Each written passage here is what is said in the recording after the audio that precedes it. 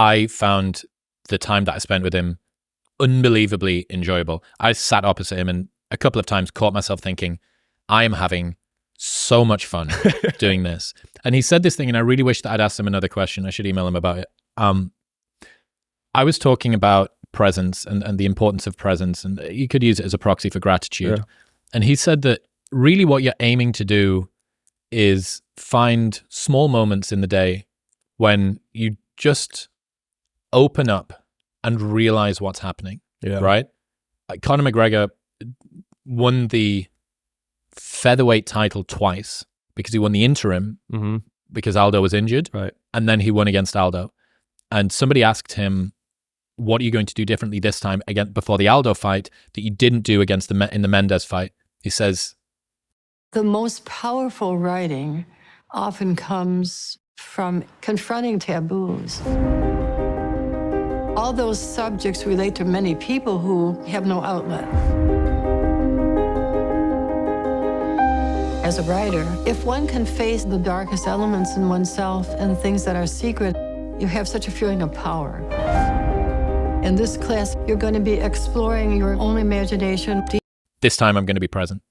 And there's this photo of him, and he's stood like this at the weigh-in, and you've got this entire stadium in front of him, and he's stood like that. He said the first time he did it, he couldn't remember it because he was just drowning in what was next. Yeah. And what I really loved that Sam said, and I think that, you know, you look at somebody that's a master meditator, or you set yourself high bars for what it means to be mindful, and you realize that you can be present with a sip of a coffee. Okay, I can be present with this one sip of a coffee, and then it, like sand in your hands or like trying to remember a dream, it just evaporates, right? Okay, well, what if your goal was just to try and get 5 of those a day? Yeah. What if that was it? What if being mindful was just 5 moments when you allow yourself to be where your feet are underneath you? And then what if you tried to just string like 2 of those together 5 times a day? Like just this first sip, and then as I put it down, the view out of the window. Oh my God, like that's 2 things in one. And then I can do that 5 times. And if I'd asked him, I would have said, really, is the path to just increase the frequency of the times that you are where your feet are underneath you? And one other cue that I love that I got from an embodiment coach is the times when you see in your peripheral vision, you're looking, and the way that our vision actually works, you're focused so heavily on what's directly in front of you.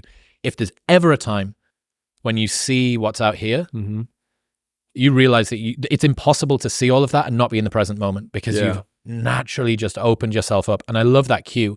So during the times when I'm doing things like that Sam episode, I'm like, the next question, and there's millions of people watching and all this stuff, and there's this guy in front of me and he's super smart or whatever. This is fucking cool. Just that one moment. And that, when I look back on that episode, that's what I enjoyed. That's what I enjoyed about it.